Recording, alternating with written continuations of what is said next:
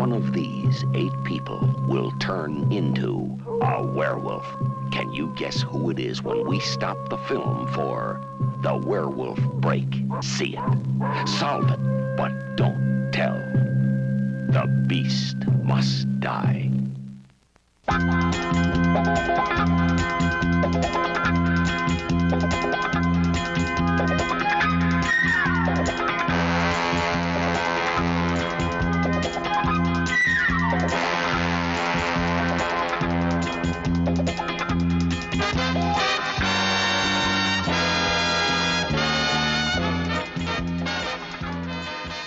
Hello and welcome to another edition of Retrospection. In this episode we're celebrating Halloween by focusing our spooky spectacles at a film with a title that Paul hears all the time. The Beast Must Die from 1974. What? My name's Colin, and if he's your werewolf, I admire his taste in flesh. My name's Paul, and why don't you take your solid silver werewolf diviner and shove it? Because I've already got one up there. Oh. IMDb describes this as 8 people have been invited to an island estate. An island? Well, I mean, there's a bridge with water running under it, so... But I don't know whether a bridge... Is that how islands work? Is it an island if it's got a bridge? I don't know, is that one of those, if you clap in a forest and you can't hear it, does it make a sound things? But they've got cars, they drove there. So where are they going when they try to escape? Yeah, Just exactly. Drive round and round the island in a circle. As he's chasing them. And it's supposed to be a tropical island because it doesn't look very tropical. No, I think I saw Douglas Fern at one point. Ooh, was he in it? Yeah, he was on loan from the recent Carry On movie. Oh, he's doing a bit of horror for a change, branching out. Yeah. Oh dear. His bark's worse than his bite. Yeah, he's a wooden actor though. Wasn't Douglas Fern the guy? Isn't he the one that does all the that guy? Is that not him? Oh, is he? I don't know. That's not very tree-like, is it? Trees don't do that. He's... Thank God. Can you imagine you walk to a forest and all the trees are doing that? Yeah, it's annoying enough when he does it in Carry On movies, isn't it? Yeah, it is.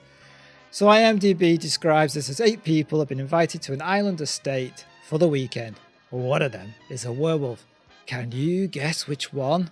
Yeah. And in my mind, I thought it'd be funny if they had a long table and they're all sat round it in the nice dresses and stuff, but they're all quiet and looking really anxious. And as the camera pans from person, it stops on somebody in full werewolf makeup, and he's just like, you pass the salt, and it's like, can you guess which one?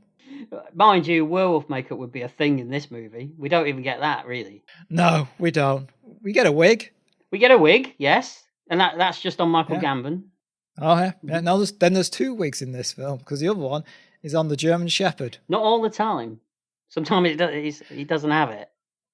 Well, he's not a very vain werewolf. Sometimes he just likes to go bald. You should appreciate that. Yeah, you drink that gin, Colin. The film stars Calvin Lockhart as Tom Newcliffe, Peter Cushing as Dr. Christopher Lundgren, Marlene Clark as Caroline Newcliffe, Charles Gray as Bennington, Anton Differing as Pavel, Kieran Madden as Davina, Tom Chadburn as Paul Foot, and Michael Gambon as Jan. Paul Foot's got to be one of the best names ever created for a movie. Yeah, there's a stand-up comedian called Paul Foot. Spelt differently, though. Oh, right, okay. I wonder whether he took whether that's his actual name or whether he took his stage name from this movie. That's an odd film to choose a name from. Yeah, well, this is kind of a cult classic, Colin. Yeah. Okay, it could have been worse. He could have called himself Jan. That's true. Yeah. Director is Paul Annett. A writer is Michael Winder, based on a short story by James Blish, There Shall Be No Darkness. Yeah, we know James Blish very well, don't we? Well, not intimately, but we're aware of him. He wrote those original series Star Trek novelizations that there were volumes of them, weren't there? I think from the 70s originally, aren't they? Or the late 60s? Yeah, that sounds right. And in my mind, they're called Star Trek Voyages, but I'm not sure if possibly. They are. I mean, they've been reprinted like tons of times. Yeah. I've still got quite a few of them. You got any more facts about this film? Paul Annett was mostly a television director. He worked on Crown Court, Fraud Squad, and he'd later direct episodes of The Gentle Touch, one of your favourites, Colin. Yeah. The Adventures of Sherlock Holmes, Grange Hill. Oh, never liked Grange Hill. It was always one of those shows that was on when I was having my tea, but I wasn't really paying attention. Yeah, well, you go to school all day, you hate it, you get bullied, and then you go home and watch a program about being at school all day and getting bullied. What's the point? I think that was a little bit confessional there, Colin, wasn't it? A little bit opening your soul there to our listeners. You want to go into Playing that? a character, Paul. Playing a character. Are we? Nobody told me. I didn't get the memo. Memo. Retrospection. And he directed. And he directed. So it's in the post. It's in the post. No, it's not. They're on strike here at the minute. I wouldn't get it. Well, it's still in the post. You're just not going to get it. Exactly. And he directed lots of episodes of EastEnders as well. So he was very much. I think this was his probably, if not one of, but maybe his only movie that he made, that he directed. Mm. And the writer, Michael Winder, he'd previously worked on The Saint, The Avengers, Callan, another one of your favourites, one of our favourites, really. Yeah. And he would go on to write for Space 1999. All good stuff. So what went wrong? It's a good question. That and many other questions won't get answered in this podcast. That's true. The movie was released under the alternative title Black Werewolf, which is a bit on the nose, but yeah, it's like those, Black Caesar and all them, those kind of blaxploitation films. There's lots of them, isn't there? Blackula. I mean, I guess we should be lucky they didn't spell it BLAX. That's true. That is very true. Yes. The lead actor Calvin Lockhart had a pretty versatile career. He appeared in films like Wild at Heart, Predator 2, Coming to America, and he was in TV shows such as Dynasty and Starsky and Hutch, and multiple blaxploitation movies of the 60s and the 70s.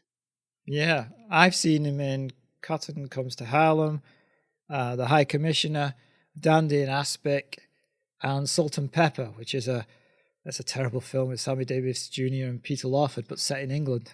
Yes, I've seen that, yes. Yeah. And an episode of Softly, Softly Task Force. Oh, right, okay. He's got quite an odd delivery in this movie. Is he like that in some of these other films?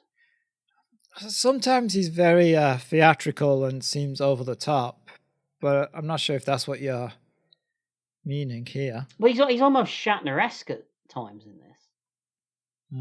Okay, pauses in the wrong place, odd delivery choices. Yeah, and raising, and his cadence goes up and down in weird places when he's delivering his lines. Right. But maybe, I mean, we'll talk about it as we get there, but he plays a character that gets increasingly unhinged as the movie goes on, doesn't he? That's true. Mm-hmm. Yeah, he does. Yeah. And you've got to say that the supporting cast of actors it's a stellar cast of character actors. Peter Cushing, Charles Gray, Anton Diffrin, Michael Gambon. I mean, that is an amazing cast. Yeah. One of the things I read on IMDb, when IMDb they write something and the way it's worded just makes you chuckle.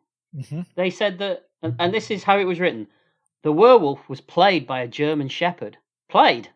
Oh, he is one of the best actors in the film. That goes against everything that I just said about the stellar cast, but all right. Well, I mean, it's an obvious joke, but maybe it's not a dog playing a werewolf. Maybe it's an actual guy from, I don't know, Austria or Germany who used to be a shepherd who's playing a dog playing a werewolf. Maybe it is a German shepherd, literally. In that case, he's very good. Yeah, exactly. Okay, all right, okay. Well, that makes me look at this film in a whole new light, Colin. Yes, that's how we should view it from now on. I'll try.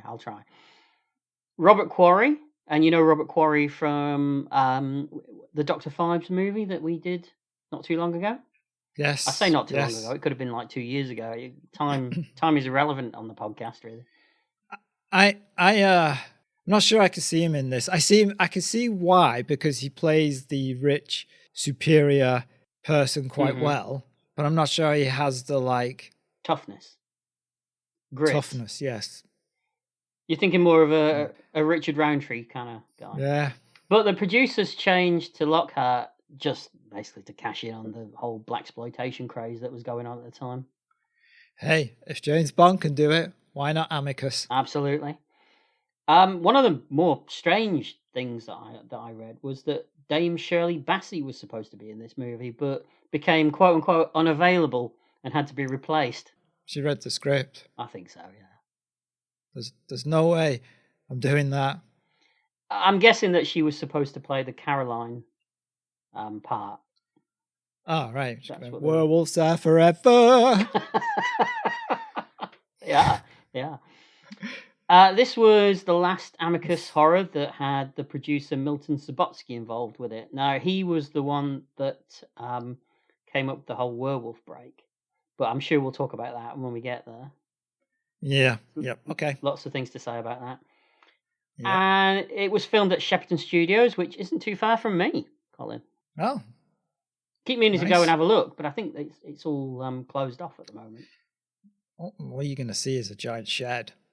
No, it's a big house. Buildings. That house it's iconic. It's in so many Hammer movies. Is that house visible from where they let you riffraff stand? Well, you used to be able to sort of go quite close to it. Climb over a wall, sneak in. Is that what you're saying, Paul? Give me a peg up, yeah. Oh, yeah. But I can't do that. I'm not allowed anymore. I mean, I'm not me person, not just me, Oh, right. but generally you're not allowed to do that. Physically. Yeah. Well, physically you couldn't do it either, could you? Who's going to lift you up and throw you over a wall? That's true. And that's it. That's all I've got. Oh, well, before we get into the film, we should mention that we've changed our format a bit. We're not doing scene by scene. This will be more of a discussion. And Paul said it's going to be funny. So, something new we can try. There will be spoilers, though. And that's probably a bigger deal for this film than most that we do. Yeah. So basically what you're saying is new format, same old jokes. Of course, yeah. Same old jokes by two old blokes. That should be our little blurb for the podcast. It should be, now. yeah. Yeah, so we should point out when the film begins, it begins with like text on the screen read by a guy who he could do with a coffee or two or some drugs, right? He's got a very distinctive voice, Colin. But he's also slow. He's like, this film is a detective story in which you are the detective. The question is not who is the murderer, but who is the werewolf. After all the clues have been shown, you will get your chance to answer. Watch for the werewolf. Break. I'll tell you who the narrator's voice reminded me of. Do you remember in the 90s when Newman and Baddiel used to have their own sketch show? Yes. Jarvis. Do you remember Jarvis? He was kind of like the kind of gauche upper class pervert. Right. Yes. Yeah. Oh God. You remember that? Yeah. He did that very well. Yes. What? Must be practice. It's not the upper class. It must be the pervert. Yeah. Yeah, he reminded me of that. Yeah, I can see there's elements of that. Yeah. What do you think of the music?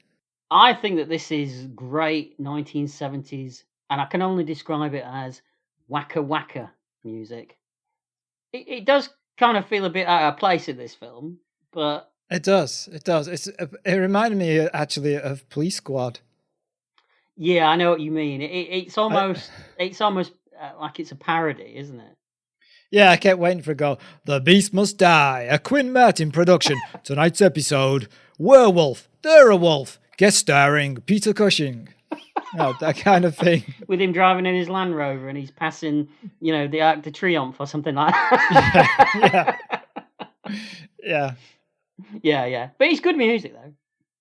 Yeah. I don't know. It's right up my straws, as they say. Mm-hmm. So it's this opening.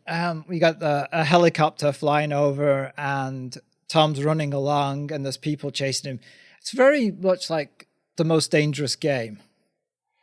It feels like that. That's what I'm thinking when I was watching it. And that's what I thought we were going with. Yeah, I can see that. I've got to say, I do love a good 1970s Land Rover sequence. Though. Oh, you do? Oh, yeah.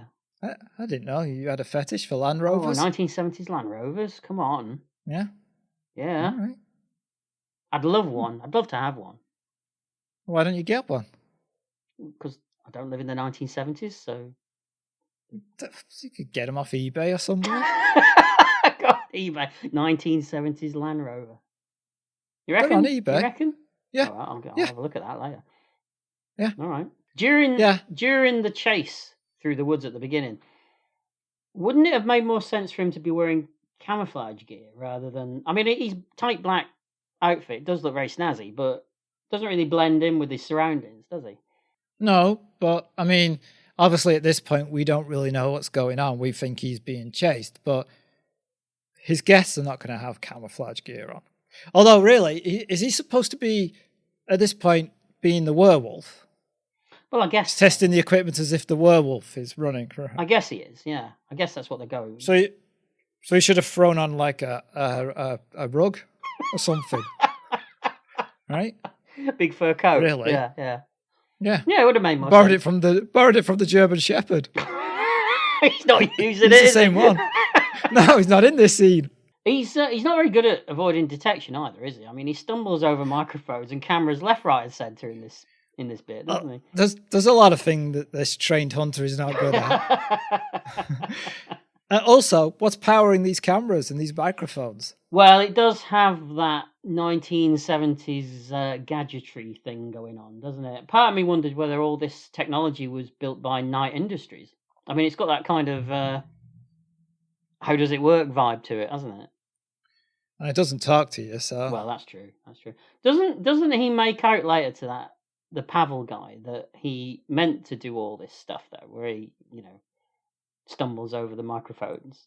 He says a line where it kind of infers that, I meant to do all that. I'm pretty sure he didn't.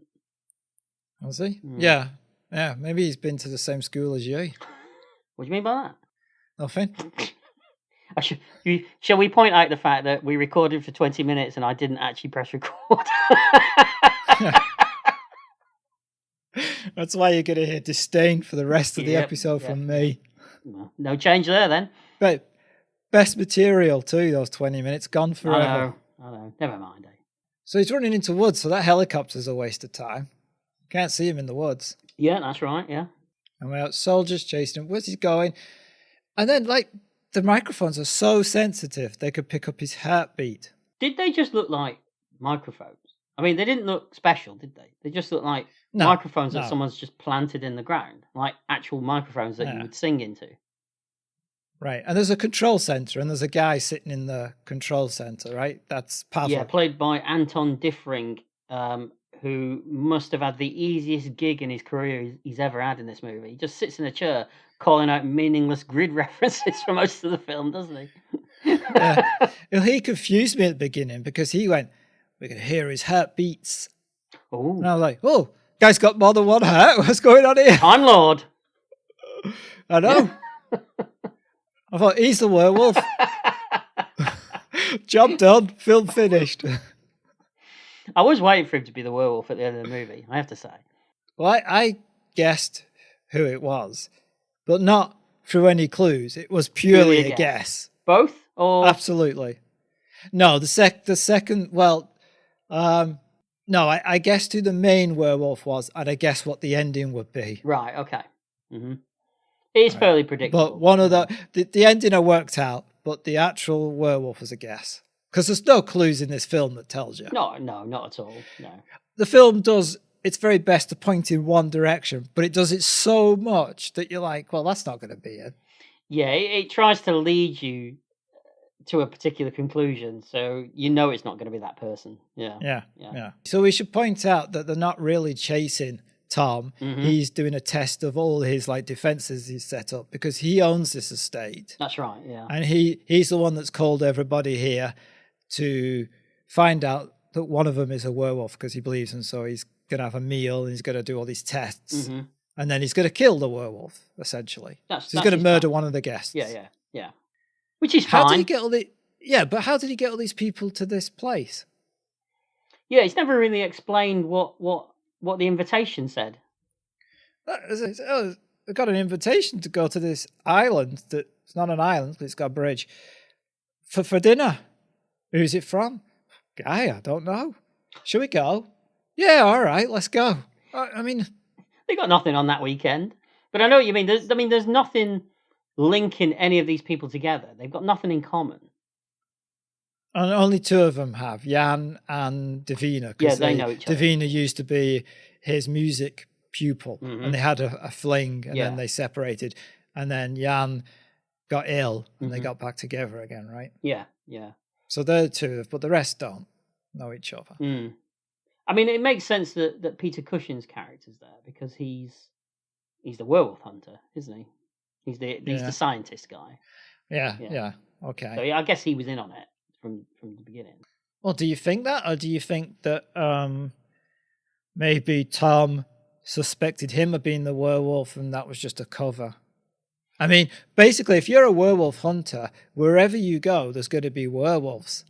That is true. And don't they stick a very werewolf-type wig on Peter Cushing in this movie as well? It's the same one the dog has. Well, the budget does a stricter one, does it? Yeah. It's getting around, isn't it? So, of all the people that he gets together, I'm not sure about Foot's choice of attire. He looks like he's dressed like he's a contemporary of Lord Byron, or possibly Rick Wakeman. It's hard to tell. Yeah. Rick Wakeman, I go with. Yeah, and hasn't he? They say that he's eaten human flesh. Well, yeah. There's a lot of them. They've all been accused of murder, or they've been around murder. And yes, he went to prison for eating flesh. Somehow he's out. It was a short sentence. Oh, it's all right. It was just the toes. It was the 70s, you know. Yeah. But it's the fact that his name is Foot and he's eaten human flesh. That's perfect. Yeah, that's true. That's right. Yeah. It'd be ironic if he wasn't a foot man. He was more of an arm man. We'd have to change his name. Yeah, but you're giving it away then, aren't you? You know, he goes for Foot because the flex. Okay, got it. So when Newcliffe reveals to the group that he believes that one of them is a werewolf, they should have. Pavel's watching, isn't he, in his little room, drinking a glass of beer. They should have cut to him spitting his glass of beer all over the television monitor. And then it cuts away back to 5 minutes of explanation. Then go back to Pavel, and he's still spitting the beer out. In fact, he just keeps refilling his mouth and spitting it straight out. He plays it though. That he thinks this guy's off his rocker, doesn't he? Yeah, but he's being paid. He's being paid. So if you're going to pay me to chase a werewolf, I'll chase a werewolf. Yeah. Yeah. Yeah. I have to say though, I do like how this has played with expectations, because you don't expect Tom to own this estate or to own all this money, especially from the way the films began. So it's clearly playing with those kind of defiant ones kind of thing. Yeah. Where they're on the run. Yeah. Kind of thing. Yeah. Because when we first see him, he's being chased. So yeah. And we don't know. What so I like that. I enjoyed the change. Mm-hmm. When Jan tries to make his escape in the car, I think that what every car chase involving a suspected werewolf should use is a light jazz number for its soundtrack, don't you? Yeah, the music is not supported by the visuals. It's not at all. It's so out of place. But it's just two cars driving along. But it's kind of charming for that though. I think you kind of go with it, don't you? Yeah, you do. Yeah. But I did think that when I was watching it. It's not a very dynamic chase, is it? The way it's shot and the way it's presented. No, I think that's what I mean by the music is way more exciting than what's visually happening. I would say it's televisual, but I mean the whole film's kind of televisual, which makes sense because the guy was the director was a television director. But I've seen stuff from the 70s done for television. Leave it there. Just leave it there. Done for television better than this. Shot better than this. Yeah. You know. Yeah. Because the one thing that they did very well in the 70s was location shooting. The studio stuff looks like studio stuff a lot of the time. But location stuff looks really good in a lot of 70s stuff. Yeah. Going back to Pavel tells Lockhart that one of the reasons that he left his own country was to get away from superstitious nonsense like werewolves. Really, Pavel? And what were the other reasons then? Do you want to tell me about those? Criminal. Well, we're not far from like the war I mean, he's about the right age if you think about it, isn't he? Yeah, well, maybe. Yeah, that's true. Yeah, Yeah. Got some Yeah. gold. Tucked away somewhere. Is it safe? You know what I'm saying? Yeah. Mm-hmm. Maybe it's on that island, and that's why he's there. The dog's buried it. Yeah, dog's dug it up. During the dining room scene, I got to say that Charles Gray looks like he was born in a dinner suit, doesn't he? Yeah, he does. He does. Shall we discuss Peter Cushing's accent? Well, it's a choice. Mm-hmm. Oh, it's a choice. Oh, it's worse than that. Do you know what it reminded me of? It reminded me of the chef from the Muppets. Wordy, wordy, wordy, wordy. You're not allowed to do that, are you? Well, you are. You're doing an impression of a Muppet. You're not doing an impression of... I am. Yeah, and he gives an explanation of how people turn into werewolves. Mm-hmm. That it's to do with the lymphatic glands and creating the alkaline liquid and transmogrification into the animal. Mm-hmm. And then he says all that. And then he goes, oh, what is the word? Itchiness. Oh, you know, lymphatic, alkaline, but itchiness, somehow that has gone from your mind. I think that what he's doing is he's going for quirkiness, isn't he, in the performance? Yeah. I'd be interested to know how it was written as opposed to how it was played. Yeah, the other actors were like, "Oh, you're going for that, are you? All right." Yeah. That's bold.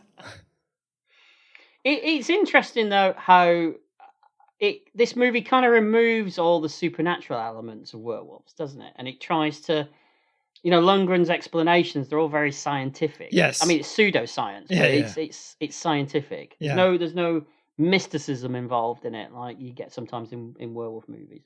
No. Why do you think that is? I wonder whether it comes down to, I mean, James Blish was the guy that wrote the original story. He was more of a science fiction writer, I think, wasn't he? Yeah. Than a horror writer. So maybe it's got something to do maybe that element is in the original story. I mean, I don't know. I've never read it. So maybe they're just continuing that line through into the screenplay, really. Yeah. And there's a lot of science in the film in the way because there's gadgets and technology everywhere. Yeah, and all the hardware, apart from the strange microphones and cameras that seem to just be able to do things that self-powered. They can. But all the weapons and all the guns and all the equipment that he uses when he's chasing down the werewolf, they're all real. There's whole lists of I found whole lists online in this film to do with this film, literally telling me every single aspect of the guns that he used in the movie. What kind of websites are you on? Ones that like guns, Colin. Right. No, I think it was on IMDb. I think people have listed all the weapons that he uses and about how they are real weapons. All right. It made me laugh that Peter Cushing says that eventually the werewolf will die the most painful and pitiful deaths imaginable. Oh, locked in a cinema playing non-stop Phase 4 Marvel films. You had to get it in, didn't you? You had to get it in. Can't let it go, can you? No. Just Phase 4. Yeah, that's an improvement. Yeah, I was being nice. Being generous. Okay. That meat that they serve them. I mean, I like a rare steak now and again. Yeah. But that looked a tad underdone even for me. It's the 70s. I suppose that's true. Maybe he was waiting for someone just to go, ooh, and he'd be like, aha! You are the werewolf. I think that's the implication of why. Yeah, it is. Yeah. Who cooked this food? Did he cook it? Yeah, well, he mentions he has staff. And he's let them go for the weekend early, hasn't? That's right, yes. Okay. Yeah. Mm-hmm. Jan at the dinner table says that he knows a way of solving this matter once and for all. And I was hoping he was just going to reveal a squeaky tennis ball and throw it at the wall. And one of the people would just be like, oh, we're up and chasing it and be like, damn it, I couldn't resist. I'm the werewolf. He looks over and one of them's just scratching himself under his arm. Humping the piano leg. Humping his leg. Oh, he'd probably like that. Probably, yeah. There's an awful lot of smoking going on in this film as well. Did you notice that? I mean, I know it's the 70s, but come on. I mean, every scene someone's smoking. Yeah, it offends you, did it? It didn't offend me. It was just noticeable because there was so much of it. It was. Yeah, so Tom comes up with this idea of passing the candlestick around because it's made from pure silver, and apparently you can't hold it if you're a werewolf or you have the virus or disease or whatever it is in this film. He calls it kissing the candlestick at one point, which sounds like a very different film. Well, it's not like one of them was deep throating it, is it? No, that's true. Yeah. I mean, that would have been a moment, wouldn't it? That would have something to talk about at the dinner table. Absolutely. I don't get this bit though, because so we find out later that this candlestick thing only works if there's pollen from wolfsbane in the air. Yes. Which he knows isn't there. So why is he going through the charade of giving them all this candlestick if he knows it's not going to work? Because the person who's the werewolf might not know that and refuse to take the candlestick. Oh, I see. Okay. All right. But none of them do they? They all take it. No, Although we are led to believe... I think the movie is trying at this point to veer us towards Charles Gray, isn't it? That he's the werewolf. Yeah. His delivery of all these lines is just fantastic. He's like so... It's kind of the way that you talk to me when we're off air, Colin. Oh, polite, genial, considerate, supporting, uplifting. Can't be bothered. You know. I don't know. I'm deeply hurt. Are you wounded? I do apologise. Oh no, it's heartburn. It's okay. Ah, that's good. That's good. Yeah. But talking of wolfsbane, we learned that Tom has a greenhouse and he's keeping wolfsbane and growing them in there. But he hears a sound. And he takes getting an axe thrown at him and then almost being impaled in the barn rather calmly, don't you think? Oh, imagine being impaled right in the barn. Yeah, but maybe it's a everyday occurrence for him. That would make sense, but he takes all these attempts on his life. He seems to just brush it off. But then in the next scene, he's playing it. Lockhart's playing it with an air of psychosis about him. His eyes are bulging, and he's gone a little bit crazy. It's confusing, isn't he? Yeah. So he's chasing somebody, and then they throw a pitchfork at him that like pins him down over his neck. Yeah, and he just brushes that one off as well. He's a tough guy. All right. Okay. But he doesn't catch the person. He doesn't catch the person. No. Oh, werewolf that throws pitchforks. Yeah, it's not. I don't think it's the German Shepherd throwing a pitchfork. It's a bloody good throw if it is. It's amazing. Yeah. Yeah. So he goes back to the control center and finds that two are missing, right? Davina and Jan. Mm-hmm. And then we get a scene. It's not a greenhouse, but they're outside somewhere, aren't they? In like a enclosed area. All the guests are sat in chairs drinking. Yeah. And conservatory. A conservatory, that's the one, yes. And there's a great moment when Charles Gray's character notices how hairy Foot's hands are. Right, yeah. And he says to him, well, you know what they say. And Charles Gray replies, I don't even know who they are. I thought that was a really good moment. It was one of the few good lines in this film. Yeah. Yeah, I agree. I think the delivery helped as well. It does. Yeah. So all these people are guests now. They think that Tom is just completely crazy, right? Except for obviously the person who is a werewolf. Yeah. Mm-hmm. And maybe Peter Cushing. Yeah, I guess so, because he believes in him, right? Yeah. Mm-hmm. Yeah. And then our Tom decides to throw on a PVC black jacket with nothing underneath. That's got a chafe, isn't it? I think it looked great. I think I'll get myself one of those. What, you should wear a shirt underneath. That's going to get really sweaty. Maybe I like feeling sweaty, Colin, in leather. Oh, Actually, it's not leather, is it? It's like you say, it's PVC. So it looks, yeah. that's gonna creak, isn't it? Yeah. Yeah. Again, not suitable for hunting in. Not really. But none of his clothes are, really, when you Nope. think about it. No. And doesn't he then watch Foot when he goes to his room on the closed circuit cameras? And Pavel points out about them not putting cameras in the bathrooms. Right. It's fair enough, isn't it? Why would he care? He obviously doesn't care, does he? So he'd stick them in everywhere, wouldn't he? Yeah. I mean, it's an odd moment of decency, I suppose. There's a really strange line as well when Pavel points out how many men have hairy bodies. Like, okay.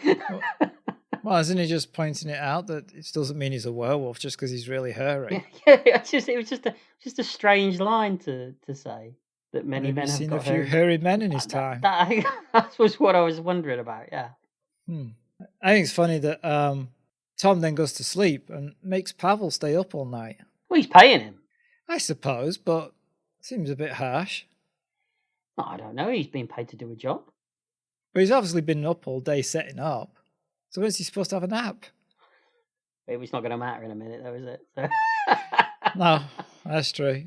Can you imagine that he goes to sleep sitting upright in a chair wearing that PVC jacket? Yeah. Why did he even put that on to go take a nap? Is that his napping clothes?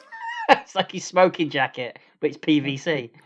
Excuse me, I'm going to slip into something less comfortable. So then we get Tom stalking the werewolf, don't we? Yeah, we do. And it leaps over him. And for a world-class hunter, he's a properly shit shot, isn't he? Oh, check it out later when he's using a machine gun and still missing. Yeah, Do you think he's all bravado? Do you think this is all... He's a legend in his own mind, maybe? Yeah, all those like animal trophies, he bought them. He bought them. Yeah.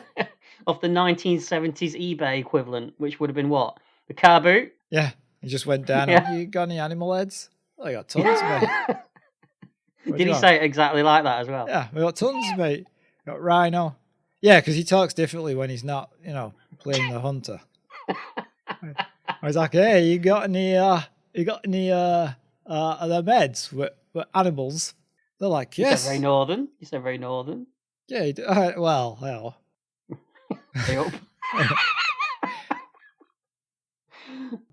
One of the best scenes in the movie, though, for me, is when the wolf goes back to the house, and Pavel. So he's waiting, isn't he? For it to appear, and he loads a gun, and at this point, he still thinks it's ridiculous, doesn't he? Yeah. He plays it like it's ridiculous, and we get the shot overhead in the skylight of the wolf looking down at him, and then it crashes down on him. It's just a shame that you can clearly see it's just a dog. That's all it is, isn't it? It's just a dog. It's just a dog. So, but it is one of the few scenes in the movie that's got real tension to it, and it's shot quite well. This. Yeah. Do you think that's because they had to be creative in the way they shot it, because it's just a dog? Yeah, I think so. Yeah, it is the best action scene in the film. Yeah. I have a question though. Okay. How does the werewolf know about Pavel and where he is? Yeah, because they only arrived. All these guests are only just arrived, didn't they? Mm-hmm. Yep. None of them know about Pavel. Tom doesn't tell them. Yeah. And only one guest later on recognizes there's cameras around, but that doesn't instantly mean there's a control center. Yeah, you've got me there. All right. Yeah, makes no sense. Nope. And you were talking about how Pavel doesn't believe in the werewolves. And he says that. He's like, I don't believe in werewolves. And I was thinking, but you believe in large pissed off objects running towards you, so get ready, mate. Well, that's why he loads that gun, isn't it? Yeah, I suppose so. It's just the thought that it's odd time to be going, well, I don't believe in them when something's running towards you. Yeah. Maybe he just thinks it might be one of the guests, but not necessarily as a werewolf. Yeah. Maybe it's Paul Foot coming for another nosh. Ah, but it's not, because, well, he pretends he's got sleeping pills, right? That's right, yeah. Because they run up to his room Mm-hmm. thinking he's the werewolf. So then the next day, they're all playing croquet. Yeah. And you've got to say that playing croquet when you're effectively being imprisoned by a madman with a hard-on for werewolves, it's a very English thing to do, isn't it? Yeah, I suppose it is. Yeah. Mm-hmm. You like a game of croquet, do you, pal? I don't think I've ever played. No, I tell a lie. I've played it once. Oh, right. Do you like to bash a few balls, Colin? I do. I like to hit them with a mallet. Do you? Yeah, get them through those hoops. So you spend your Sunday evenings, is it? Yeah. Yeah. Okay. Yeah, with the vicar. C of E? No, S&M.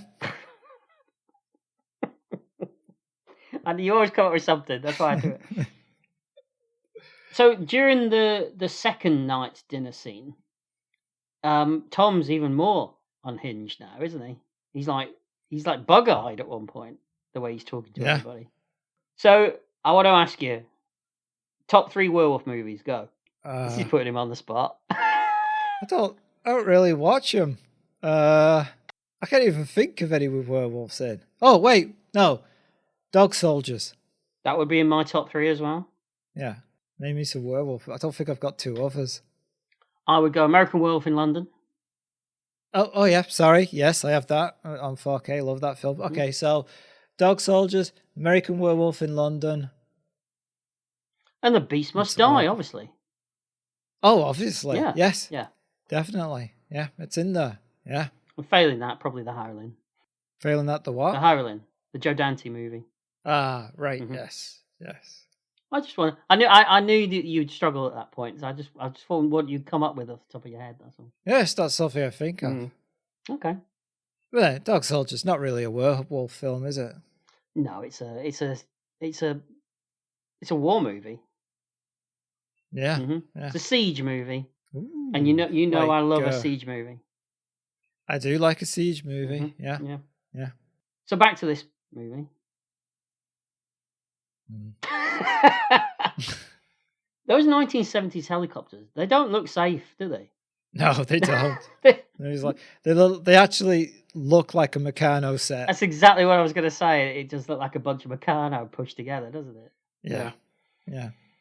And then we get the fight between the 2 dogs. I mean, a werewolf and a dog. Yeah. Confused me there for a second. I was like, there's no dogs in this film except a nice family pet. And then the helicopter pilot wrestles with the werewolf for a second. Yeah. He looks like he's giving it a big hug, to be honest. But it does. It looks like they glued the paws of the dog to the man's hands, and he's moving the dog around. And then Tom gets to show off just how good he is with a machine gun. Yeah, by blowing up the helicopter, destroying the greenhouse, the house, every tree, missing only one thing. The werewolf. Yep. He could be in Predator with those sort of skills, couldn't he? You know the scene in Predator when they just demolish half the jungle, shooting blindly? Well, he was in the sequel. There you go. There's the link. There. Yeah. But yeah, he's. I don't think he's the expert that he's making out to be in this movie, is he? No, it's bollocks. And then the dog. So the dog gets wounded, mortally wounded, doesn't it? Yes. And the look on the dog's face when Tom's about to shoot it. You might as well have had a voiceover. It's just a flesh wound, mate. Honestly, a good lick and I'll be up on my feet in no time. It's always looking at him. I thought he was looking at him going, oh, thank God, I've got a gig in Southampton tomorrow. Hamlet. He's playing the ghost. And it's a shame when Charles Gray died in this movie as well. I mean, he had little to do, but I couldn't watch and listen to that man all day. You used to say that about me? Well, you moved away from me, Colin, so I couldn't watch you anymore. Because you kept saying that? So then we get the third morning, and they're all having tea again. And Newcliffe warns them that tonight the beast must die. And the camera pans around and it settles on Foot's face. and he almost turns into it. And I was waiting for him to give us a sly wink, like he said it. He said the title of the movie right there. He did it. Did you see that? I did, yeah. Yeah. Which doesn't work when they change the title. It doesn't, does it? No. That's true. Maybe they cut this scene. In that version, he goes, "The beast must die," and Paul Foot just goes, "What?" Do you mean the black werewolf? Is that what you're talking about? Yeah, that's what he says. Yeah. And then we come to the werewolf break. It's a weird thing. I don't like it because there's no way you could sit there and discuss who the werewolf is. Who wants to do that in a cinema? I mean, in my mind, I would love it if people were just shouting stuff out in the cinema. It's Paul. No, it's that Davina. No, hang on. No, you're wrong. No, I'm telling you, right?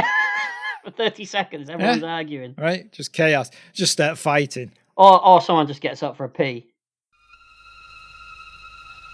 This is the werewolf break.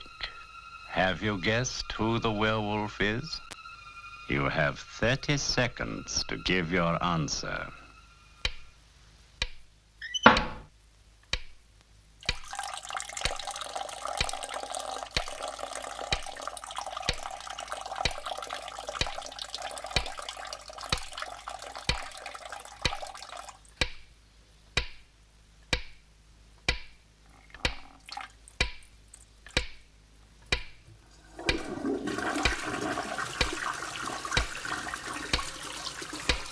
Made up your mind. Let's see if you're right. But it's heralded by the narrator comes back on, the sleazy narrator, doesn't he? Yeah. And Yeah, he does. Yeah. And he runs through the remaining members of the cast, the ones that are still with us, and he gives us 30 seconds. And there's a huge question mark appears on the screen, and a clock counts down. Yeah, the whole 30 seconds. It feels dropped into this film in kind of an odd place as well. Yeah, well, I guess it's the only place right before the ending, right? So yeah, it's almost like they. I mean, if you haven't got connective tissue between scenes, it's a perfect thing to drop in there, isn't it? But it is basically in the middle of a kind of scene. Yeah, and then we just cut to a new. We carry on. We basically cut to the traditional drawing room scene where we're talking about who the killer is. Yeah, I don't think it offers anything. It's not like Clue, where they had a different ending, depending when you saw the film. Yeah, that would have been interesting if that was the case. Yeah, that's working with it in a good way. Yeah, this not so much. No, but the clock ends, and the narrator asks if we've made up our minds. Let's see if you're right, he says, and then the movie carries on. Yeah, I can see why the director felt it completely shuts the movie down, because it does. Yeah, it does. I agree with him. Mm-hmm. But the next scene, the drawing room scene, is the closest to a proper whodunit reveal that we get. It's kind of like an Agatha Christie type scene, isn't it? It is, yeah. Mm-hmm. So what he does is he gets them all to suck a silver bullet. Yes, he does. Do you think that John Carpenter was aware of this scene of this movie when he later did his blood test scenes in The Thing? Because that was the vibe I was getting from it. Yeah, that's in my notes. That very, very point. Great minds, Colin. You see, who says we're not similar? My psychiatrist. No, you shouldn't be telling me that, Colin. You should be telling me it's private. Reassuringly tells me that. Can you imagine if I was in this scene? I'd accidentally swallow it, wouldn't I? Yeah, and then they'd squeeze your bell, do the Heimlich, and you'd fire it out, and you'd kill somebody straight in Peter Cushing's face. Yeah. And could you tell me where the weapon is, sir? Well, it's him. Oh, could you bag the evidence? Put me a big bag, big plastic bag. With Evidence A written on it.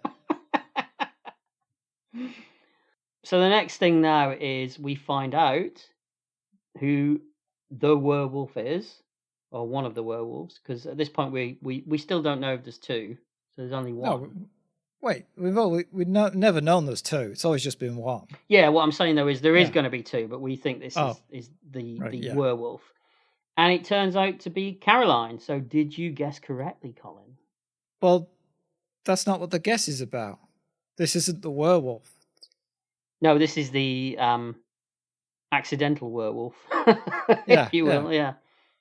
This is to throw you off the scent werewolf. So doesn't he explain that she got infected by the werewolf's blood through a cut? She got a cut in her hand earlier when they were doing the candlestick test because he was a bit rough with her. Yeah. And then the dog got the blood and the werewolf got blood and she touched it and that's how it happened, yeah. Oddly, that's also how She-Hulk gets her powers in the Marvel show She-Hulk. Just not saying. Seen it, never going to. I know. So then we get an amazing transformation scene. We don't. Doesn't I was going to say, I missed that. Basically, we get a shot of her sitting there, and then it cuts away, and when it cuts back, she's turned into Shep. Yeah, well, she got a beard on. She's put a beard on, glued a beard to her face. No, I don't think it's her. I'm pretty sure it's the dog, Colin. No, that's her. Great makeup. He kills her. He does, yeah. And then he has a moment of, grief for 2 seconds. Yeah. Literally 2 seconds. But then he realizes there's a second werewolf. That's right, because Caroline... It takes him a long time to figure out. He's like, oh, hold on. I was fighting a werewolf, and Caroline was behind me. You know what? I think there might be another werewolf. Cut to Peter Cushing in the background just going, oh, for fuck's sake. Is he Sean Connery? Well, he does, yeah. He does occasionally. Yeah, I know. He's very similar at times, isn't it? I'm not sure where he thinks he's from, but... And then Tom walks outside, and the werewolf's just sat on the grass staring at him. I'd love it if before it ran off, it just did a massive shit on his lawn. Someone came on and picked it up with a bag. The werewolf's just watching him going, pick it up. Human. Yeah. He's got his old servant. Yeah, pick it up. But he manages to somehow fight the werewolf long enough for it to get shot by Peter Cushing with a sniper rifle. Although they don't really explain that very well, do they? No, and it turns out he's a better shot than the hunter. Should have just let him do everything. That's what I say about Peter Cushing all the time anyway. Yeah, so. That's true. You too got it on a t-shirt, didn't you? I have. Just let Peter Cushing do it. I don't know if I like the sound of that. Okay. So it's an early night, and your wife says, "Paul, are you doing anything?" Yeah, just let Peter Cushing do it. And a Dalek crashes through the wall. Inseminate. What, with the plunger? Yeah. Finally, we get something resembling a transformation scene, don't we? Sort of. Because the German Shepherd changes back into Michael Gambon. He's the werewolf. Oh, Jan did it. And this was your guess, was it? Yes, but not through any detective skills in any way whatsoever. I just went, he did it. It's right what you said. There are no clues at all. No. And the transformation scene, it's kind of like... it's like an old school series of dissolves, isn't it? A little bit like the Wolfman kind of thing. Yeah, but let me interrupt you because the million people are going to be yelling at us to start writing in and going, well, they do mention that Jan had a disease that made him stop from doing his teaching. We know, but that doesn't mean he's a werewolf. That's not a clue. That is true. That is very true, yes. Pretty sure it's the 70s. Everybody in that room has had some kind of disease or virus. So, not a clue. They're all riddled, is what you're saying, with something. Yeah. Something. Yeah. Quote unquote, something. Yeah, okay. The 70s pox, is that what you're calling it? It just makes you disco. Freaking out when you see glitter. Freak out! I thought you were going to make a glitter joke then. I'm glad you didn't. No. I'm not touching glitter. That's always a wise move, Colin. Yes. Not again. You can't get it off. Oh, dear me. It's true. You can. Yes. Days later. Yes. Leave that one there. Back away. Back Back away. Back away from the glitter. But Tom has been bitten. Oh, by the love bug. Love bug. No. 70s. I'm just stuck on the 70s now. By the German Shepherd, Colin. All right. Oh, that's less fun. Well, for him, I'm sure. Yes. He's infected. And I thought it was a nice moment when doesn't Peter Cushing give him a silver bullet, and then he just takes the rifle back into the house. Yeah. There's no dialogue. It doesn't need to be said, does it? No, you're right. Yeah. And so he goes back in the house, and then the last shot of the movie is him blowing his head off, off screen, obviously, because it's an Amicus movie, and you never had a lot of gore in an Amicus movie. No. And that's it. Wow. So, Paul, what did you think of The Beast Must Die?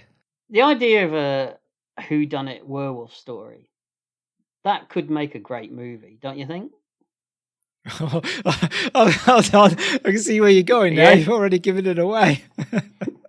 Yeah. Unfortunately, this isn't it. Oh. Don't get me wrong. I kind of like it. Never. I kind of like it. The cast are all good. The music's great. Mm-hmm. And it has got that British 1970s vibe to it that I'm a bit of a sucker for, to be honest with you.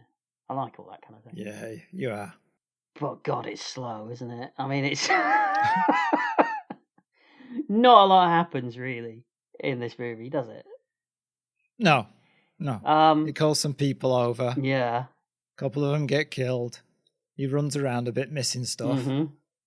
Yeah, there's no urgency to anything at all. No, like we said, even that car chase is pretty slow. It looks slow. Yeah, if it wasn't for the feels jazz slow. music, you wouldn't know what you're supposed to be feeling, would you? Really?